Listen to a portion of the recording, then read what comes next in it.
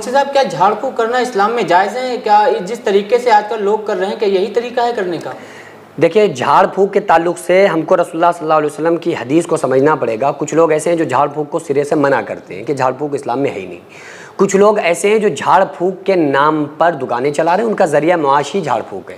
تو اصل میں ایگزیکٹ ہے کیا, اپنی انانیت ختم کر کے دونوں لوگوں کو, یعنی ان لوگوں کو جو جھاڑ پھونک کو منع کرتے ہیں, سرے سے انکار کرتے ہیں, اور ان لوگوں کو جو جھاڑ پھونک کے نام پہ دکانیں چلا رہے ہیں, ان دونوں کو رسول اللہ صلی اللہ علیہ وآلہ وسلم کی جو حدیث ہے, رسول اللہ صلی اللہ علیہ وسلم کا جو بیسک دین ہے, اس کے مطابق خود کو کرنا پڑے گا, نہ کہ یہ کہ ہم حدیث کو اپنے مطابق کریں.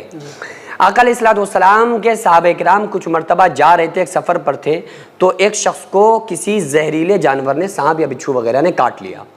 تو بڑے تانترک لوگ آئے, دوائیں دی گئیں, لیکن وہ ہوش میں نہیں آیا. تو یہ نیک لوگوں کو جب دیکھا نا, اس جماعت کو صحابہ کرام کی, تو ان میں سے ایک شخص نے کہا کہ بھائی یہ دیکھو تم کو زہر نکالنا آتا ہے, اس کو سانپ نے یا بچھو نے کاٹ لیا ہے, تو یہ اس کا زہر نہیں نکل پا رہا ہے. تو ایک صحابی آئے, انہوں نے کان میں کچھ پڑھ کے پھونکا, جیسے پھونکا وہ بندہ ہوش میں آ گیا.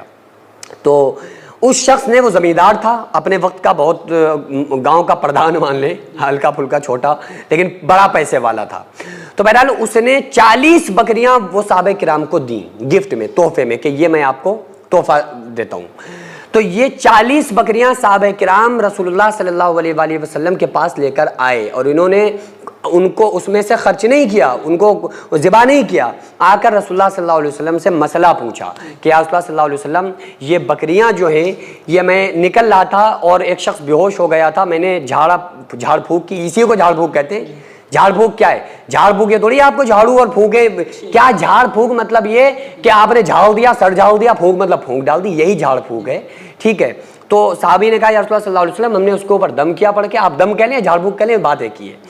تو وہ بندہ ہوش میں آ گیا, اس نے خوش ہو کر مجھے 40 بکریاں دی, تو کیا میں اس کی دی ہوئی بکریوں کو لے سکتا ہوں؟ تو آقا علیہ السلام نے فرمایا بالکل لے سکتے ہو, اور اس میں میرا بھی حصہ لگاؤ. کیوں؟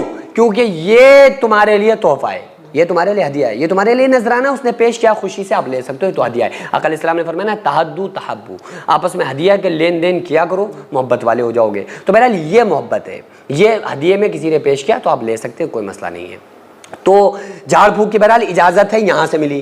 بخاری کی حدیث ہے, آقا علیہ الصلوۃ والسلام نے اپنی بیوی حضرت عائشہ کا چہرہ دیکھا اور فرمایا عائشہ تم کو نظر بد ہے, اپنے لیے تعویذ کروائیں. بخاری کے اندر حدیث موجود ہے.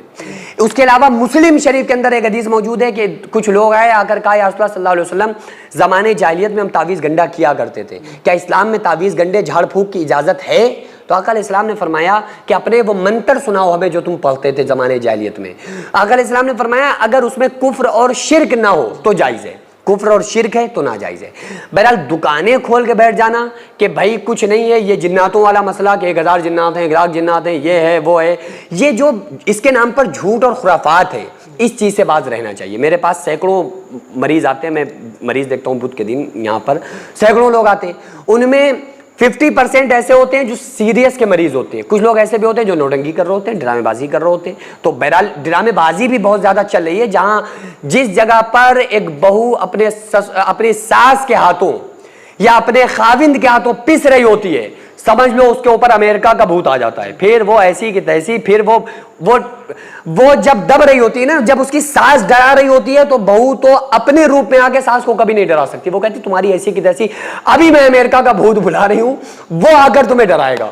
تو بس وہ پھیل جاتی ہے, وہ سارے لوگ اس کے اوپر. اب افسوس کی بات یہ ہے کہ وہ جب ان جعلی پیروں کے پاس لے کر جاتے ہیں نا لوگ اس کو, پیر صاحب بھی کہتے تھے ارے بھائی یہ تو بڑا خطرناک معاملہ ہے, یہ تو اس میں 51,000 روپے کا تمہارا خرچہ ہے, یہ ایک نہیں ہے. وہ تو بیچاری ایک کا ناٹک کر رہی تھی, پیر صاحب نے بتایا 21,000 ہے, 51 ہے. بتاؤ, بعض لوگ تو حد کر دیتے ہیں, کوئی کہتا ہمارے اوپر وارث پاک آ رہے. بتاؤ تمہارے یہاں تم جیسے ذلیل اور مکار شرابی جھوٹے پاپی بے نمازی کے گھر میں کوئی نیک بندہ داخل ہونا پسند نہیں کرے گا, تمہارے پاس اللہ کے ولی آئیں گے.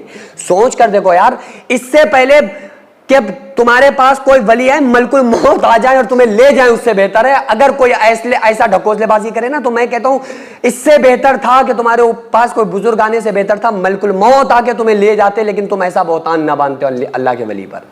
تو بہرحال یہ کہ یہ ڈھکوسلے بازی عورت کر رہی ہوتی ہے, پیر صاحب اس کو اور پرموٹ کر دیتے ہیں, گھر والے پکے بیوقوف بن جاتے ہیں. تو بہرحال بہت ساری جگہ یہ ڈھکوسلے بازی چل رہی ہے، اس چیز سے بچنا چاہیے۔ بہرحال جو جھاڑ پھونک انسان کر رہا ہے، دم کر رہا ہے، قرآن پڑھ کے پھونک رہا ہے، قرآن میں اللہ نے فرمایا وَنُنَزِّلُ مِنَ الْقُرْآنِ مَا هُوَ شِفَاءٌ وَرَحْمَةٌ لِّلْمُؤْمِنِينَ، اللہ فرما رہا ہم نے اس قرآن کو نازل کیا ہے، مومنوں کے لیے شفا اور رحمت بنا کر کے بھیجا ہے۔ تو قرآن میں بہت بڑی شفا ہے، آپ اس کے ذریعے سے کر سکتے ہیں۔ عقیدہ یہ رکھیں کہ کرنے والی ذات خالص اللہ رب العالمین، کہ اللہ کے علاوہ کوئی کچھ نہیں کر سکتا۔ یہ یقین نہ رکھیں کہ بس ہم نے پھونک دیا، پیر صاحب نے کر دیا، ہو گیا۔ نہیں، پیر صاحب خود ایک دن مر جائیں گے، پیر صاحب کے گھر والے سب فوت ہوں گے، پیر صاحب سب کو ہی جانا ہے، تو اپنی زندگی ایک لمحہ نہیں بڑھا سکتے، اپنے لیے نقصان نفع کا اختیار نہیں رکھتے۔ یہ تو اللہ کے کلام سے جو اللہ تبارک و تعالیٰ اس میں فائدہ پہنچا دے، بس وہی ہے۔ یقین اللہ کی ذات پر ہونا چاہیے۔ پھونک سکتے ہیں، پڑھ سکتے ہیں، تعویذ دے سکتے ہیں، دم کر سکتے ہیں، اس کے بعد اگر کوئی محبت سے خوشی سے نذرانہ پیش کرے تو اس کو نذرانہ بھی قبول کر سکتے ہیں، کوئی مسئلہ نہیں۔ سینکڑوں ایسے غریب پریوار جو فاقہ کر کے زندگی گزار رہے ہیں، اور بہت سے ایسے مجبور لوگ جو غربت کی وجہ سے بیماریوں سے جوجھ رہے ہیں اور ان کے پاس علاج کرانے کے لیے بھی پیسے نہیں ہیں، تو ان غریب فیملیز کو ہر مہینے ہماری سوسائٹی راشن دیتی ہے اور ان غریبوں کا فری میں علاج کراتی ہے۔ تو آپ لوگ ہمارے ساتھ مل کر ان بیوہ عورتوں اور یتیم بچوں کا سہارا ضرور بنیں اور ان کے راشن اور دوا علاج کے لیے زیادہ سے زیادہ تعاون کریں، اور یہ ارادہ کریں کہ غریب کے بچوں کو انشاءاللہ بھوکا نہیں سونے دیں گے، اور ہر ہفتے ہر مہینے آپ لوگوں سے جو بھی ہو سکے آپ تعاون ضرور کریں۔ ان کو 10 سال سے جو لوگ بستر پر پڑے ہوئے ہیں، انشاءاللہ تعالی ہم سب مل کر ان غریبوں کا علاج بھی کرائیں گے، اور ہر مہینے انشاءاللہ تعالی ان غریبوں کو ہم راشن پہنچائیں گے۔ یہ سوسائٹی کا اکاؤنٹ نمبر ہے اور یہ اسکینر ہے، آپ لوگ اس اکاؤنٹ پر یا اس اسکینر کے ذریعے آپ غریب فیملیز کی ہیلپ کر سکتے ہیں۔